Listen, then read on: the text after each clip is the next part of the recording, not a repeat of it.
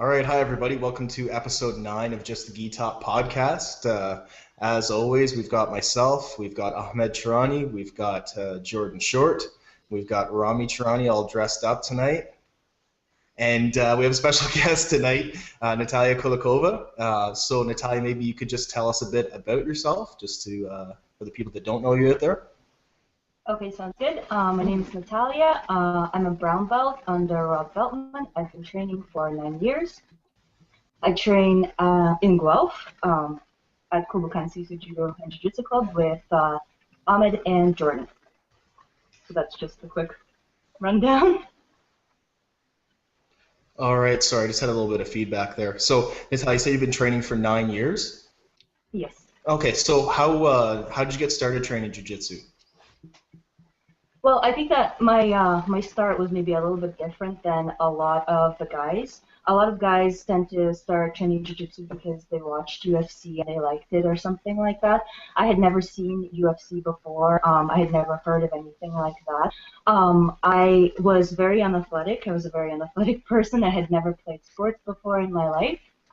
And what I finally decided to do when I came to university is I decided I was going to try to get in shape. So I had thought, well, martial arts are pretty cool. So I looked at what classes were being offered at the university in terms of martial arts classes. And the only thing that fit with my schedule, because I had band practice on Wednesdays, was a Tuesday and Thursday Japanese jiu-jitsu class. So I went to that Japanese jiu-jitsu class, and it wasn't Brazilian jiu-jitsu. It was mostly things like wrist locks and some throws. So it was a very sort of recreational for people who are just starting out. And at that class, I met some people who did Brazilian Jiu-Jitsu. And so eventually I got to try it, and I got to love it. And I found a Brazilian Jiu-Jitsu club in the outside of the university in Guelph, and I started training there. So that's just a very quick story. Awesome. So, getting started, 9 years ago in jiu-jitsu, how was there many women training then, or what was that kind of like? Well, when I first started at the club with Rob Beltman, there were actually 2 women who were training there at the time, 2 younger women, and so it was nice. On my first day, I was able to work with them. They didn't actually stick around with it. It wasn't really a very big club at the time. There weren't that many students, so it was sort of more of a close atmosphere. But when I started training jiu-jitsu, Brazilian jiu-jitsu, I had already done a little bit just with the people that I met at the Japanese jiu-jitsu club, so I wasn't walking into the club cold. I already knew a little bit about what the contact was about, and I had already had that contact with guys, so even though I got to work the technique with the women in the club, it wasn't that big of a deal for me anymore at that point in time to roll with the men, so on, because I had already done it in an informal setting in the Japanese jiu-jitsu class.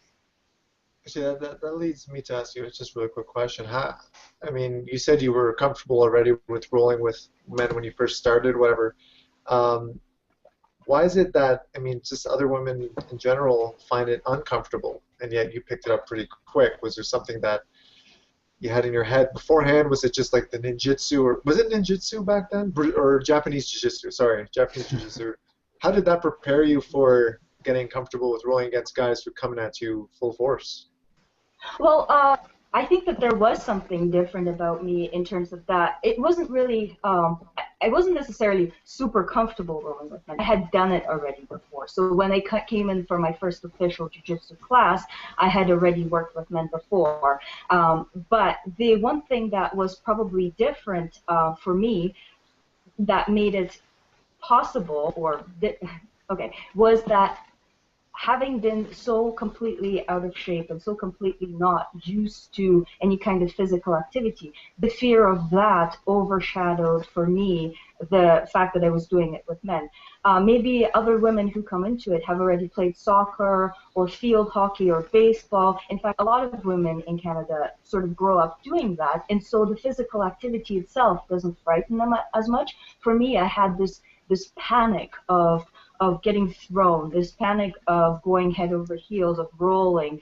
I didn't know what stretching was about. I was completely out of my element when I first started. So the men aspect of it was just overshadowed. I was so uncomfortable in many other ways that I didn't notice to be uncomfortable rolling with men. So maybe it was a little bit different in that regard.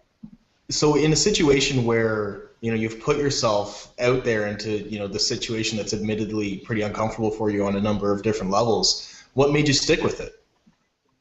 Well, let me tell you about how I actually fell in love with jiu-jitsu, because this happened in the Japanese jiu-jitsu class. When I first saw the group of friends who did Brazilian jiu-jitsu, when I first saw them rolling with each other, and they asked me if I wanted to try, I said no, because to me it looked like nothing. It didn't look very exciting. It didn't look like martial arts. It looked boring, and I didn't want to have any part of it. So I said no. But then in the Japanese jiu-jitsu class, one time they just said, okay, let's do some ground grappling. They made us sit back to back and then just go. You know, when the sensei says go, you turn around and you just go at each other without really any technique or anything like that. You just wrestle.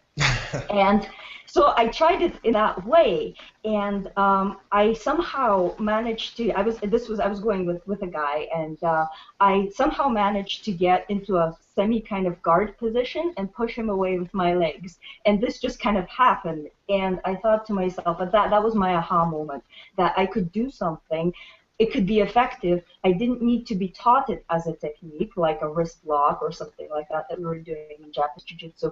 It could just kind of happen instinctually, and it works. And it was so exciting that the next time I saw those people who did Brazilian Jiu-Jitsu at the Japanese Jiu-Jitsu class, I said, yeah, can I please join in? Can I please teach me something? That was why I approached them, and I said, you know, please teach me. And then they taught me how to shrimp, and they taught me how to do a triangle and an armbar and an omoplata, and you know, and then I rolled with people in that setting, and all that happened before I ever came into my actual first Brazilian Jiu-Jitsu class. So when I came into my actual first Brazilian Jiu-Jitsu class, I wasn't coming in cold up the street. I already knew I wanted to be there. So basically, I guess my greatest love of Jiu-Jitsu and the things that I love the most about Jiu-Jitsu are the creative aspect, the fact that you can just explore the movement, and you don't have to be taught every single technique. You can work it out on your own as well.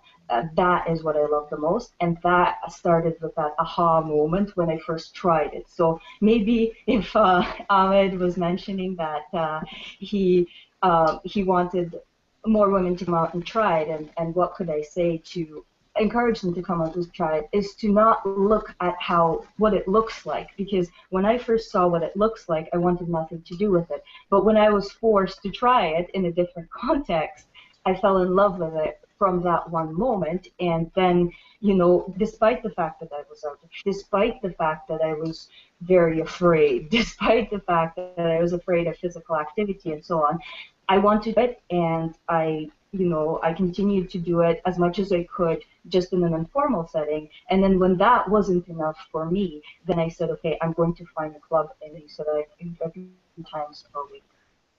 Wow, that's so motivational. Yeah. I feel my experience is nothing like that at all. Well, it's funny, Natalia, that you mentioned that, because you mentioned that you had band, right? So I'm assuming you have a background in music. Is that correct? Well, like I mentioned before, growing up, I was never involved in any sports or physical activities, but I did have extracurricular activities. So I did play clarinet in the band. So Yeah. it was like the dorky band. But you know what? Brass band. It's funny. I will put my hand up. I was in the dorky band too. But I've talked to a lot of people who do jiu-jitsu who are also musicians. Jordan's a musician. I don't know if I'd call it that. Jordan has dabbled in music, but I think people who are inclined in that way, I think that they're really attracted to jiu-jitsu for exactly the reason that you explained. It's like, it's like it's not so formal. It's like you know you can make up your own. It's like making your own melody, right? It's totally lame. But seriously, it's like that, right? It's not just like it's not just like a set of moves, right? It's like jazz. It's free flowing, and I know a lot of people that are musicians that do jiu-jitsu that love it for that reason. So it's really interesting to hear you say that. Well, actually, what I'll say is that maybe when I was a musician, I was actually never into the freestyling or the jazz. That just never gelled with my personality. But what comparison I did make from music to jiu-jitsu when I first started was the hard work and discipline that was required in order to master the instrument. The fact that you often did have to make repetitive movements that were difficult and maybe even boring, but not boring. It was just that you had to work really hard at something that didn't necessarily give you results right away. And it's also muscle memory in the same way, like playing scales on an instrument in order to improve your technical mastery of it. You have to get your body used to these movements, and working hard while being uncomfortable and not seeing the result right away, knowing how to do that, I think that is the same for the musical instrument, the same for jiu-jitsu, from my perspective. Again, yeah, you guys have some very motivational reasons for doing it, and very passionate reasons as well. Like I did it primarily to get in shape and get abs. And you guys are talking about, so no, that's great. That's an awesome answer. Natalia, sorry, go ahead. No, go ahead. I was going to look at another question, but go ahead. Considering how much you kind of went through initially, because you became a pretty active competitor at one point. What drove you to that eventually? Like, why? How did you go from kind of being intimidated by the whole, but by just the physical aspect of it to just doing a tournament? I don't know if that made sense, but no, that makes perfect sense, and I have a very good answer for that. I think that for me, when and for other women out there who are maybe out of shape or maybe have never done a sport before or maybe don't even know how to begin or where to begin, the biggest obstacle is that first hump, because the biggest obstacle is catching up to other people, because when other people are starting and they're already in reasonable shape, etc., they don't have as far to go. You first have to just catch up to them, but then because you worked so hard to catch up to them, because you put yourself through so much, you have a momentum going, and if you keep going at that same momentum, you're going to surpass them, because the amount of motivation and determination that it takes for you to even reach their beginning stage, they never had to work as hard as you did to get there, and you're just used to working that hard. So then once you reach them, you overtake them. Your motivation and dedication will take you much further, because now you always set yourself new challenges, things that are more difficult. Once you've reached a level of fitness that's okay to be rolling in at the club, that's not going to be enough for you.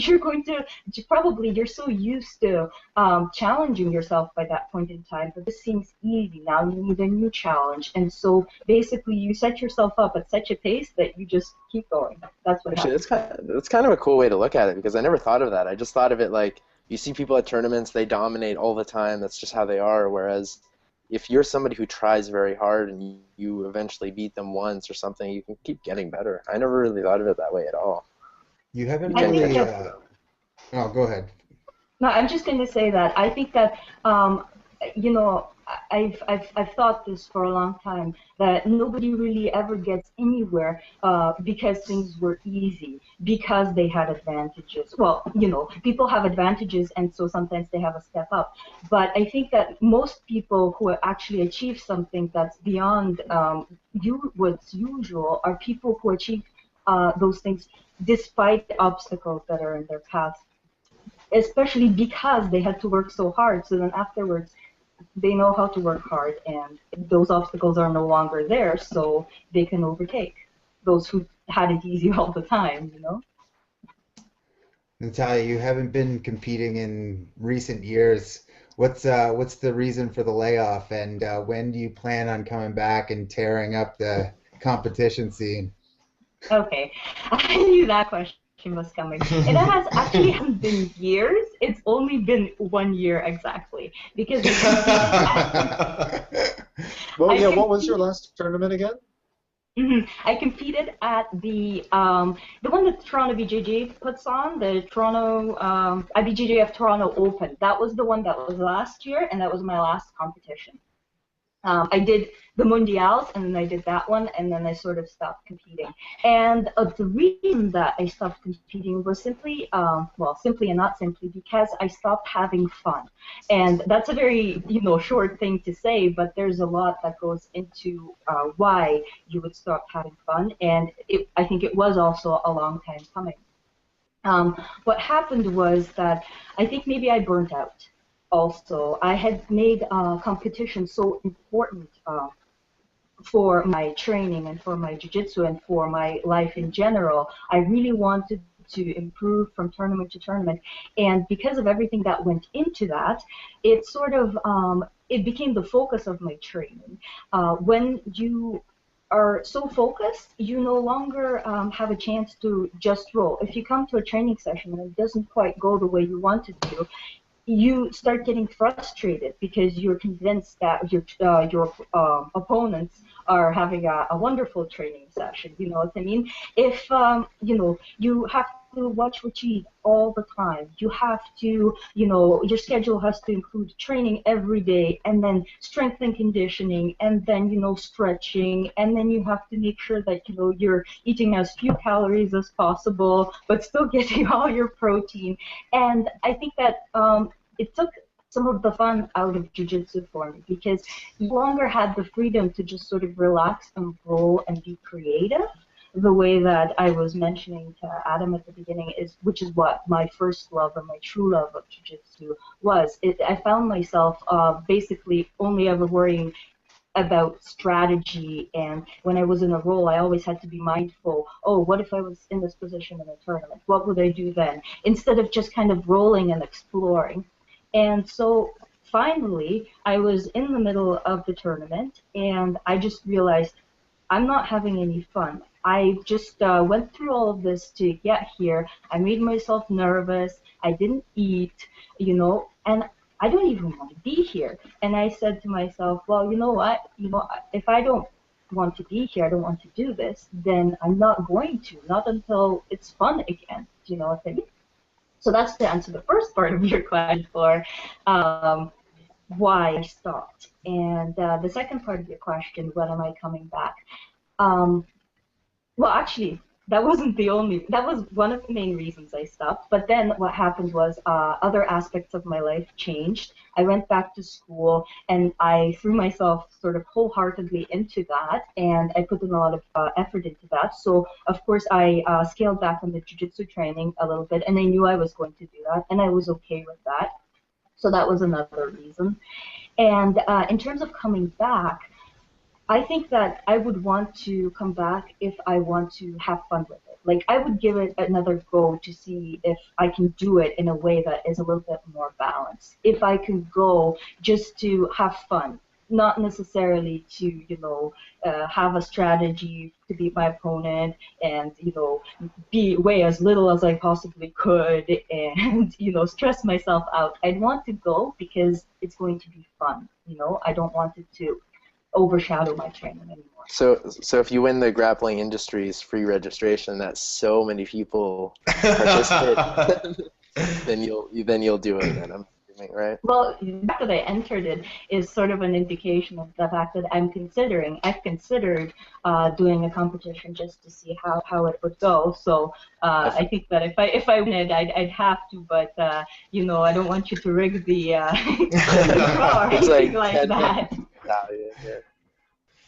No, Natalia, I think you hit it right on. Like, if you're, like I said, I went through a little phase like you as well, where I think in 2011 I only competed maybe twice or something like that. Or I mean, I was busy with work and a bunch of other things, but when it got down to it, it's like you're right. I was watching my weight, and every roll to me wasn't a roll. It was a reflection of how I would do at a tournament. Like you're right. Like if you have a bad roll or if you got caught with something or something's not working within 2 weeks from the tournament, I would think about that, and I'd start freaking out a bit and thinking, what am I doing? I'd rechange my whole strategy. But I've got this whole thing now where I literally don't care how much I weigh. Whatever I weigh, I compete at, and it's made it enjoyable for this year anyway. I started that in 2013, beginning of 2013, and just go and don't put any emphasis on, like you said, just see how you do against people you don't roll with at the club, right? And it has worked out for me anyway. So it would be good to see you back on the mats and just let that stuff go, because you know what, even in the women's division, and like I've been to enough competitions this year and I ref enough of them, you know what, it's pretty much absolute anyway. You know what I mean? Like maybe not at the world level, like at the Mundials and stuff, but if you're talking local here, there's not, especially brown belts and purple belts, there's not that many. And Rami, by the way, you have some feedback going on, so you're the only one on the camera. Really? Oh. Yeah. So Okay, anyway, that's just my 2 cents there. So. Yeah, Natalia raised a really good point too, and I'm interested to kind of just throw it out to the rest of the panel. So all four of us are fairly active competitors. So when you started competing, what kept you competing? Because I think my experience was really similar, or somewhat similar to Natalia's. It was more a desire to, like, I've written an article on Grapplers Planet about it, and it's just, my first tournament went so poorly, so poorly, right? And you see people that sort of have a natural affinity or natural talent for jiu-jitsu who come out, they do their first tournament, they win, they get silver, those sorts of things. Like, I spent basically all of 2012 just completely getting destroyed in almost every tournament I went to, right? I think I did 14 or 16 tournaments last year, right? And I didn't win one, or I didn't even medal in one until August of last year. So, for me, it was that desire to beat myself, to beat my own nerves that kept me coming back. So I'm just really interested to hear from the rest of you what keeps you competing. I was the opposite, man. My first tournament, first couple, I did really well, and then when I stopped winning, I took it really hard, and I took it to heart and everything. But what keeps me competing in general, for me anyway, personally, it's just like I said, I can't, like, I just want to see how I stack up against people who don't know my game and don't roll with me regularly. Really, that's about it. I mean, I roll with Jordan 1,000 times. I roll with Natalia 1,000 times. Rami, when he was here all the time, I was sick of rolling with him. Like, you just want to see how you do with people who don't know who you are, or whatever. It's an expensive lesson, really. An open mat might be able to solve that somewhere, but that for me, that's my main reason. Jordan? I like to compete just because it's honestly it's fun for me. I don't go out for the medals. I mean, I compete at Masters most often, so there's not that many competitors, but I do it because I enjoy it, and I think that if it became not fun for me, where I was taking things too serious and I was putting too much stock in what I was taking home after, like that wouldn't inspire me to compete. I don't know, Natalia, do you want to go, or I can't tell? I think Natalia kind of already answered that question. Yeah, I already okay, said her that, Yeah, okay. For me, honestly, initially, I actually did really, really bad in tournaments. I think the first tournament I did was like, I trained for about a month, and then I went to school and stopped training, and then I came back to training for like 2 weeks, or like not even, and then I did a tournament, and I just got completely destroyed. But nowadays, I would probably say it's just like the challenge, kind of seeing where my training has taken me. Before I used to be pretty, I wouldn't even roll correctly. I feel like I was rolling, I don't even know how to explain it. I had no objective in my rolling or anything, but now it's like every day or every week or something, I have more goals that I try to follow. Like, I try to listen to a lot of what the really high level black belts do and just like scale it way down. But for me, honestly, it's just having those challenges that I make for myself weekly or monthly or whatever, and then just applying it in like the tournament setting, just to see how I do with my nerves kind of at an all-time high. And yeah, that's kind of it for me. What I would say to Rami is he makes a very good point because when I was competing, it did really focus my training.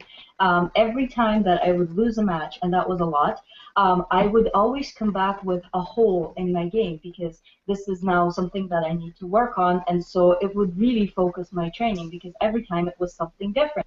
And it really gave me a very good focus, and it has made me much, much better at jiu-jitsu, all of that competing.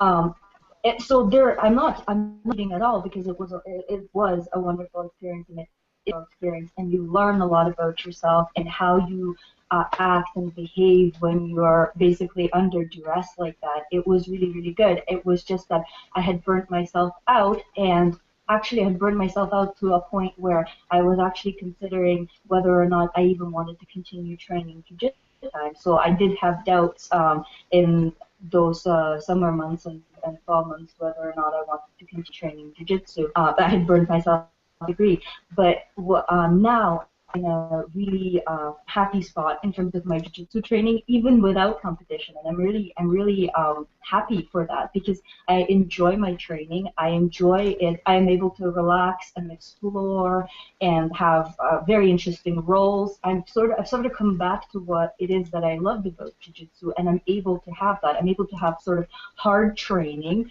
but at the same time, really sort of exploratory training and fun training, and I've rediscovered sort of the social aspect of going to jiu-jitsu and just having fun, not making every practice be, the best practice it can be because every practice is Monday Alice. well, it's like preparation because, somebody else is doing it that way. And another thing that where I'm going with this is that another thing is that I want to maintain this. So one thing is that I really want to keep myself healthy. And do I want to risk a competition when I'm in such a good spot right now? Do I want to risk entering a competition where people are much more intense and you're much more likely to get injured? Do I want to risk my sort of wonderful daily routine for the one competition that I don't even know what my goals for it would be at that point in time, just to see how it would go? That's another thing. Is getting injured is another thing that I think that would sort of hold me back from competition. Natalia, just really quick, speaking of injuries, we've mentioned this on previous podcasts. We mentioned you by name, actually, about how you always, not always, but in the past, you'd be like, straight up, Ahmed, I'm not rolling with you.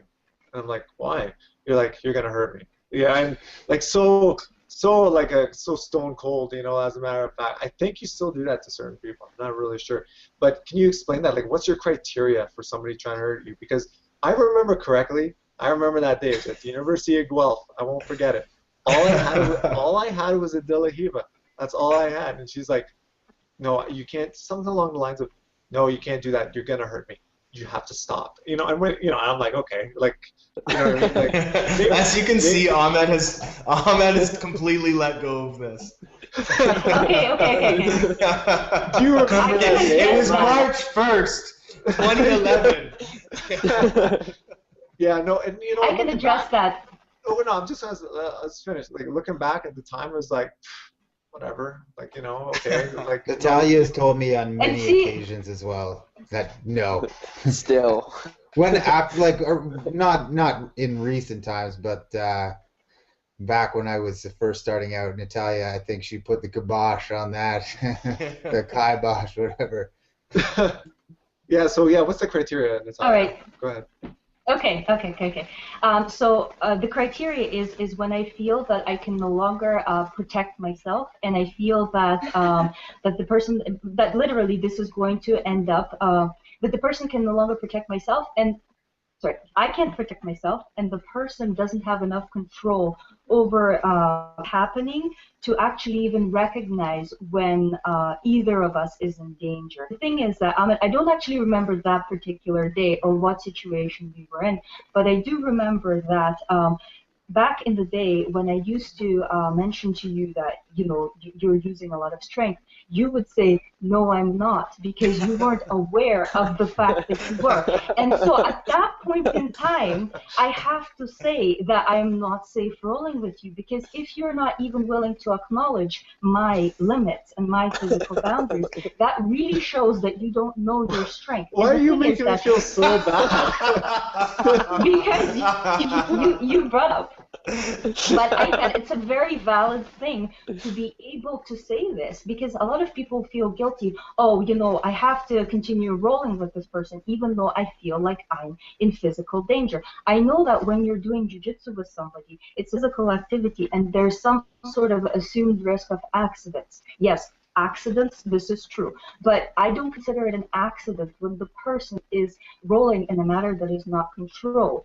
And if I can tell them, you're going too hard, and they can scale it down, then sure, we can continue rolling. But then you're going too hard, and they say, no, I'm not, we can't continue rolling because it's not safe for me. And I don't think that anybody should continue to stay in a situation where they're not safe. It's not worth it, because had you hurt me, you would have felt really bad. Do you know what I mean? And I will close by saying that you are one of my best training partners now, because you are able to modify your strength and control your strength to just the right amount for me, not too much and not too little, and that takes so much control. So sort of, you know what I mean? Like, oh, I know what I'm saying I feel is, good now. Natalia you make a good point, because I sort of feel when we get, you get like a strong white belt that starts at the club, and they're just using whatever they have, and it's usually strength and basically nothing else. There's no technique, and I almost feel like I need to roll with those people to protect like the other white belts and blue belts from them, because, well, I mean, Jordan's a white knight. No, but you know what I mean. Like I've been hurt by new belts who just don't understand what they're doing. They put you in a bad position, and that's how people get injured. But at least I can recognize that and maybe get a more dominant position. If they're going against another white belt, they could really hurt them.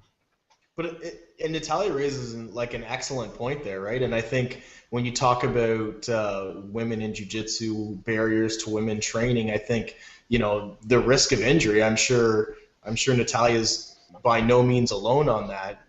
She just has the tools to speak up about it where a lot of people wouldn't. So it would be nice to hear more people say something like I feel like if we continue rolling, I'm going to get injured. We should probably stop, right? Whereas a lot of people might not say that. They might get injured. They might not come back. So, it's one thing for, the new spazzy white belt to roll with, me, like I'm 200 pounds, right? The risk of injury to me is a lot smaller than the risk of an injury to somebody who they may have a huge size and strength advantage over. So it would be.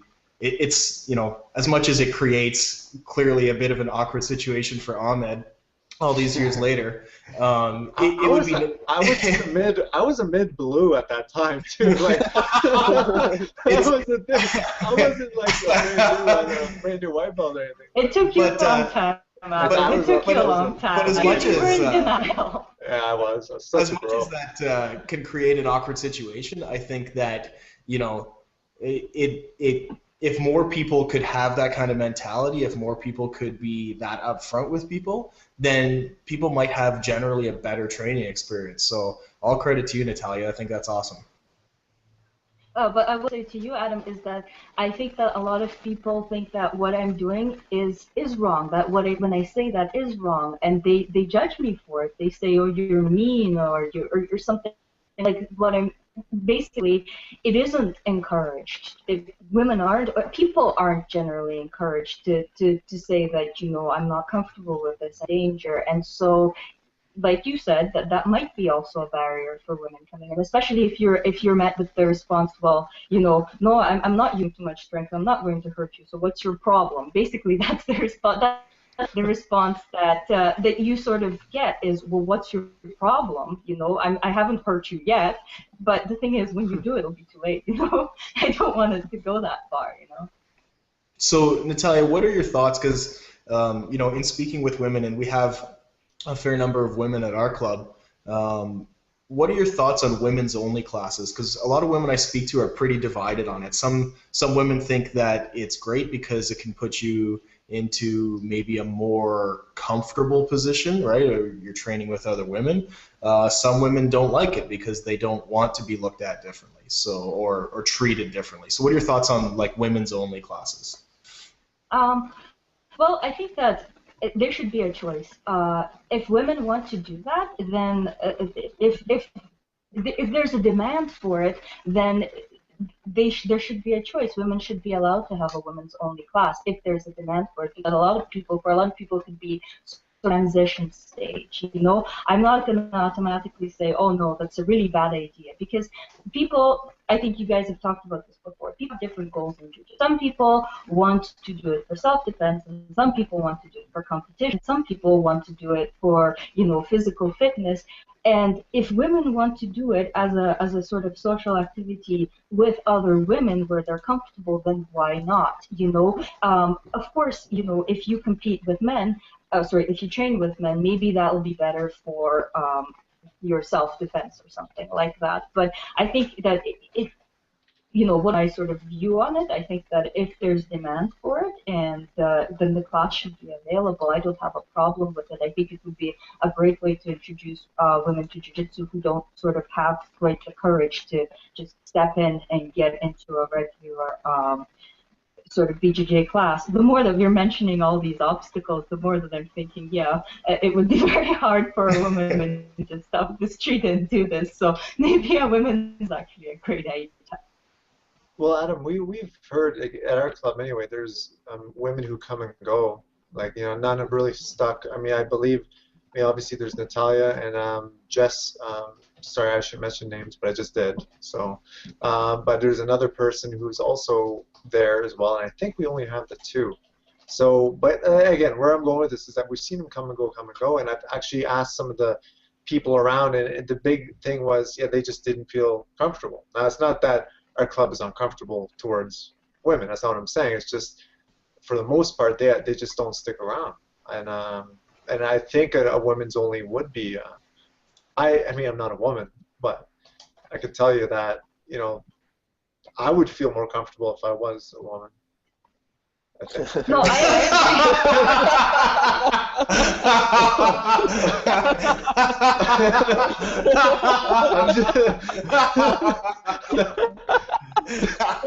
Okay, all right, guys, let's keep this professional. So. I agree with I haven't thought about it from the beginning woman's perspective for a long time, because I've been in it for 9 years. So most of the guys who come in are the new guy, and I'm not the new person anymore. I'm comfortable. It's my sort of area, my space, and I'm better friends with everybody else who trains there than the new guy who's coming in. So I haven't thought about it from the new woman's perspective for a long time. But well, I will mention this too. I have recently started working with a lady. One with a lady who is just starting out in jiu-jitsu, and I think that has prompted me to start thinking about what it would be like for someone first starting out, and definitely this conversation is very good about that. And the more that I think about it, the more that I think that a women's jiu-jitsu class would be a transition. And if the women want to also transition into the men's class, then of course, and if they want to just start in the men's class, then that should be given to them as an equal option. They shouldn't just be streamed into the little jiu-jitsu class. Awesome. Anything else, guys? Adam, of course, I always do this, but checking for time. Yeah, we're good. We're almost at 45 minutes, so okay. Does anybody have any other questions they want to ask? I mean, we got so much, man. We can go, like I said, we can always go forever, but we're trying to keep it around under an hour anyway. So, well, hey, you know what? Let me just jump right to YouTube really quick, because there's some questions there, and we have our usual fan who always posts questions here, which I can't ask these ones. But there is somebody named Bush Pilot 99, and I'm okay with this one. Natalia, it's up to you if you want to answer. But who did you submit first? Ahmed, Jordan, or Rami? And who was the easiest? I don't even remember. I don't remember anything like that. So. Well, I don't know because that would have been such a long time ago. But I can definitely tell about some of my wins. And I generally only remember my gym wins about the last class, and that's it. And because I was actually thinking about this podcast in my last training session on Friday, I was actually trying to consciously rack up and remember my gym wins. And the one that I rolled with a lot for this purpose was, let's go alphabetically. We'll start with the letter A. Ahmed. Yeah, I totally could have powered out of that. Cross-collar choke from the guard. It was lovely.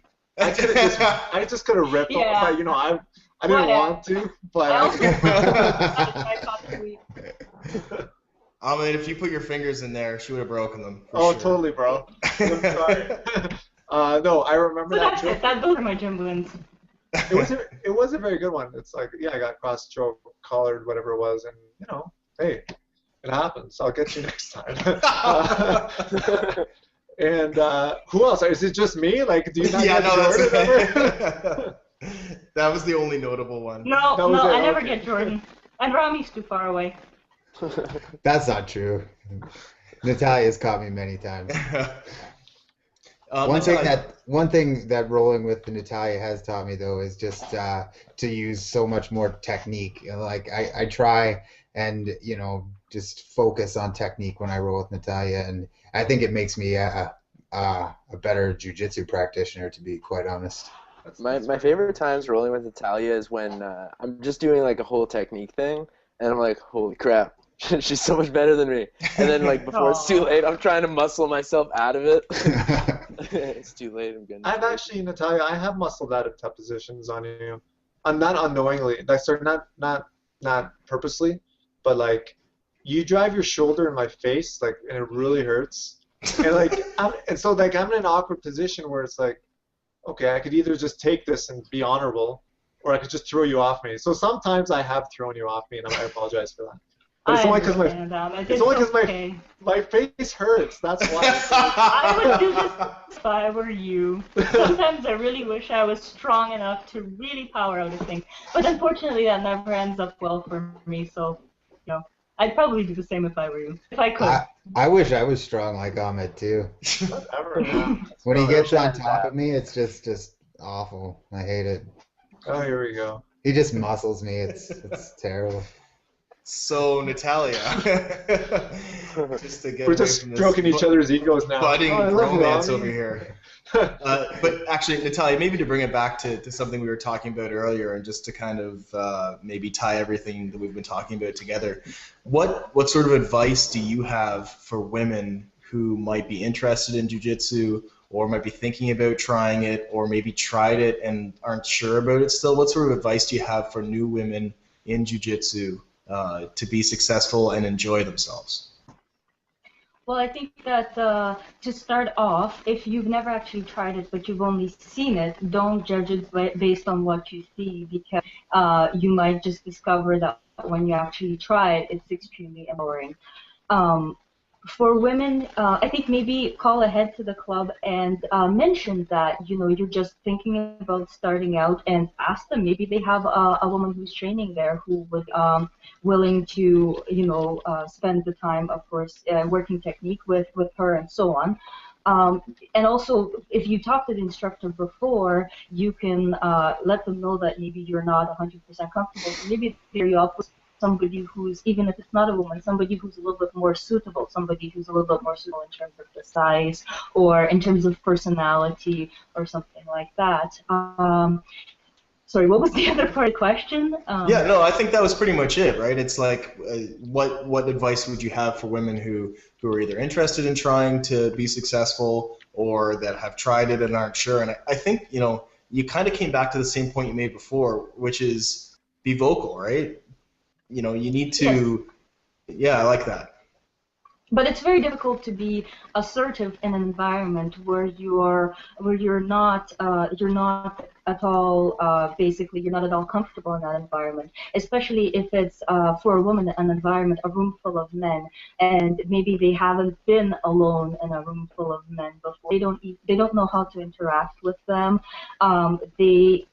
They don't feel comfortable speaking up. They think that they might be judged for what they say. What's your problem issue? Maybe, and when I first started as well, I felt like as if I was sort of maybe a nuisance to my training partners because I was less athletic, so it would be harder for me to catch on to the techniques. And the most important thing for me and for my confidence was to realize that this really wasn't the case. Everybody starts off as a white belt. The men white belts are going to be equally as awkward or even more awkward because they come in with more confidence, and so they assume more success right from the beginning. Whereas as a woman, you might come in with an open mind. So the thing is, you don't know your potential in the sport. You know what I mean? You don't know how far you could go because you could go so much further than these 30 men that came in. And so basically, give it a chance. You can get comfortable in that point. You can get used to it. If you're just not comfortable in a room full of, even if these are nice guys, but you're not comfortable in a room full of men, maybe give it a couple of more tries. Maybe you'll become part of the group, because I think that men who come into the Jiu-Jitsu Academy who haven't been in an athletic environment before, they're also uncomfortable. They look awkward in their gigs. They stand off to the side because they don't know anybody. So maybe it's not just you as a woman. Maybe it's just you as a new person. So maybe give it a couple more tries and see if you get to know the group and so on, and you become more comfortable with them as people. That's awesome. That's a great answer. Yeah. Does anybody else have any questions for Natalia? Just one more YouTube one. Again, there's actually, this is the most questions we've had since we did this thing, so that's kind of cool. But I'll read it. I quote: "As a woman, you are more often." Okay, this grammar is bad, but I'll try to read it anyway. "As a woman, you more often than not roll with stronger people. What guard game do you find most useful?"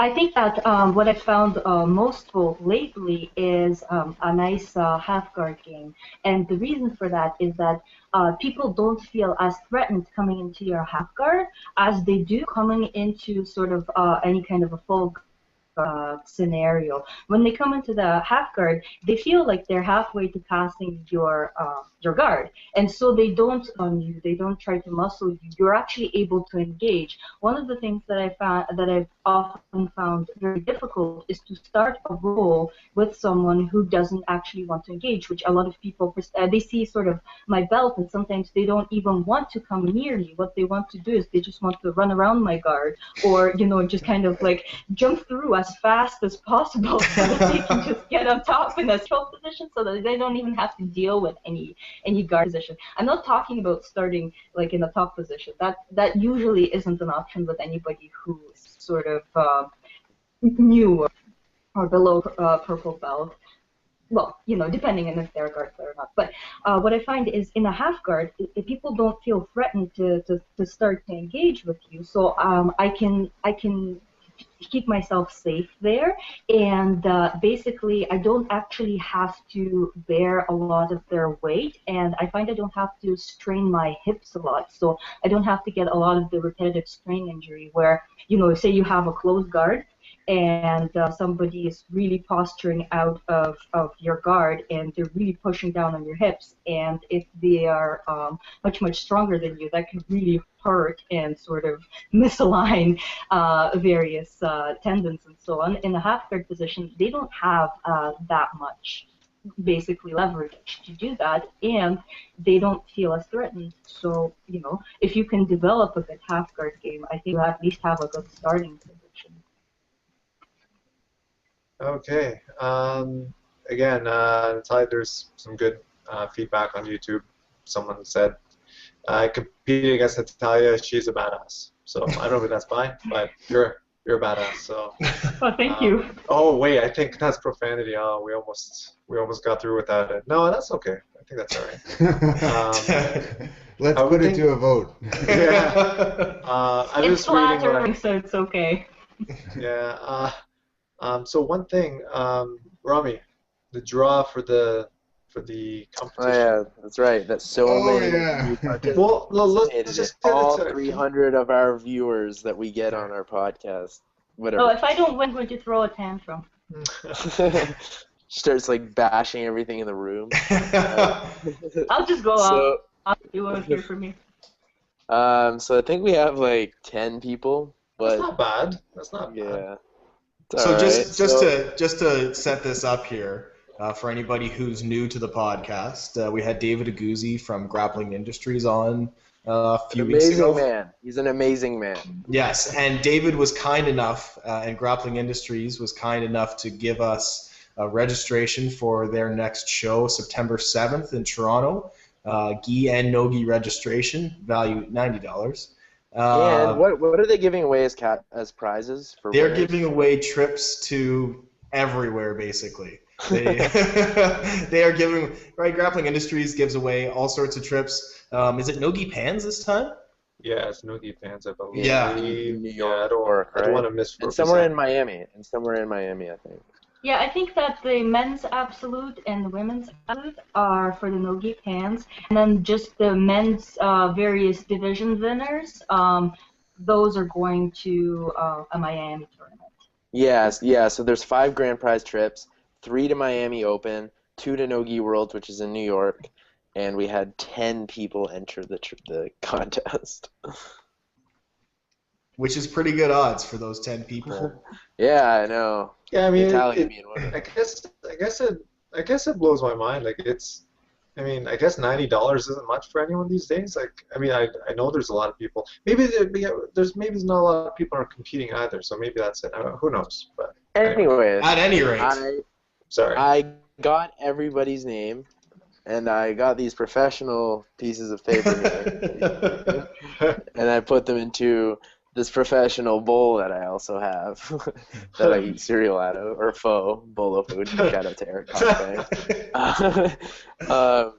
And I'll just shout now. out to Open Mats. Shout out to all those guys. Know that. Yeah, so I'll just do it now, I guess. Do we have? Let's see. I can't look. It'll be cheating. no, we don't have. No, we're Alright. Bush League operation. We don't. All right, and the winner is James Banville. I have no idea who that is, but it's not you, Natalia. I'm sorry. Oh well. Congratulations. I really thought it was going to be me. we will for sure. we will be contacting you about your prize. So Yeah, just- we'll post on Facebook too Yeah. in case you're not listening. You know? So just a couple other things. Firstly, does anybody else have any final questions for Natalia? I'm good. No? Okay. So I just want to take the opportunity, Natalia, to thank you so much for coming on, and just wonder if you have any final words. We have a couple of things to go over after, but just wondering if there's anything that you wanted to say or shout out to. Oh, sure. I think that what I would like to say is to women who are considering to trying out jiu-jitsu is don't let your fear hold you back. Do take that step to look up the academy, come and give it a try. And the most important thing is realize that you are just as important a person in that as anybody else. Even if you are the only woman in the room, you are just as it is just as much your place to be there as anybody else's. And remember that you're just as important. You just have just as much right to be there and to practice the sport. And you give it a try and then decide for yourself whether or not you enjoy it and whether or not to continue with it. Just don't let your fear hold you back. That's awesome. Thank you very much, Natalia. Just two quick things to mention. Firstly, since we're going to be releasing this kind of right away, tomorrow, I guess it's today now, later today, August 25th, London, Ontario, 6 till 9 p.m. at the Submission Academy in London, Ontario. My instructor, Jane Poulin, is holding a women's only open mat from 6 till 9 p.m. So We're going to get a bunch of people out. So if you are female and inclined and interested and near the London area, then please make sure you come out for 6 p.m. So it should be a pretty great open roll. And I will be going to that. And Natalia will be there as well, so you can meet her and ask her questions. So Adam, will you be at this thing? I will absolutely not be at this thing, unfortunately, as I am male. So you won't be at the side, like taking pictures in a suit or anything? No. I restrict my suit-wearing activities to not militia events. Not even sprawled out in your gi? Yes, that would be actually highly inappropriate, Jordan, and I would appreciate if you not mention that again. So the only thing left, I guess, would be to talk about our sponsor of the week. So this week... just to let everyone know, we have no part in this. This is all Adam. They actually don't even know what I'm about to say. I have no idea what he's going to do right now. So this week's episode of Just the Geek podcast is brought to you by Rami's Gym Wins Notebook. So do you ever want to forever commemorate that one time you tapped that one guy? How many times have you struggled to recall all of your gym wins? Well, struggle no more. Now you can use the same tool that Rami uses to instantly recollect every gym win you have ever had. Rami Charani has spent countless hours figuring out the best way to count and index his tens and tens of gym wins, and now you can benefit from all his hard work. Rami's Gym Wins Notebook. Only remember the good moments. I love the lipstick thing at the bottom. As if I wore lipstick and kissed the butt. Each copy of Rami's Gym Wins Notebook is personally kissed by Rami Charani. If you wish to order one of these, please contact us on Facebook. Rami will get his lipstick ready. Can you imagine if we really sold those and it made us millions? That'd be I think I'd get one. If somebody wants one, we will make one. I'm just saying. We'll do it. We will do almost anything for money. You got to make sure that you take it to class every time. In between rounds, you're just writing down your gym. Well, yeah, they have to be fresh in your mind. Yeah, and it's got people No, I was gonna say there are people who do record their sessions, rolling sessions, and they're notebooks and they write stuff down. Now I don't know what they're writing down. Some claim that they're writing down the technique and stuff, but I think they're recording gym wins, man. Totally. Rami's writing I looked him in the eye as I broke his arm. There's a comment section too. That's awesome. Oh, obviously, yeah. There's no space to record losses though.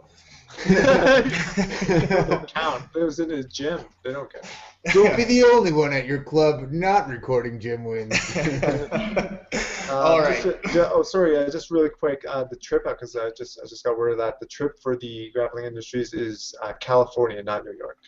Okay. So that's it. Well, there you go. Even better. So those of you who didn't win the trip, still feel free to register for it because it's usually an awesome tournament.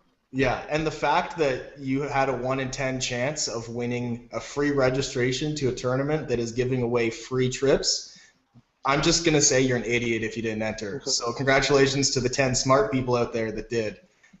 Next tournament, you won't be so dumb, hopefully. Oh wow, we just lost everyone. Yeah, the viewership just dropped. I love you all, guys, even if you didn't register. Anyway, I think that's about it. Yeah, so that's it for episode 9. So thank you everybody who tuned in. Thank you so much, Natalia, for coming on, and we will see you next week. I want to say one thing, Jordan. I want a big thank you to Colin Canning for doing our intro music. It should be on this podcast, so hopefully you would have already heard it when we post the video and we post the audio on iTunes. Oh, and I want to thank my mom. Oh, my mom also, because Gianni made us look bad last time. By thanking his mom, and we never thank our mom, so we're thanking. Yeah, so I want to thank my mom, my dad. I want to thank my brother Ahmed and my brother Jamie and my sister Ida. Everybody. I just want to say that my mom doesn't support the podcast. Yeah. My mom thinks you guys are jerks. All right. Well, that was touching. Anybody else like to thank any other family members before we end this? I think I'll just thank you guys for being on the podcast. Thank you very much, Natalia. All right, so we'll wrap it up there. Tune in next time. We'll see you next week.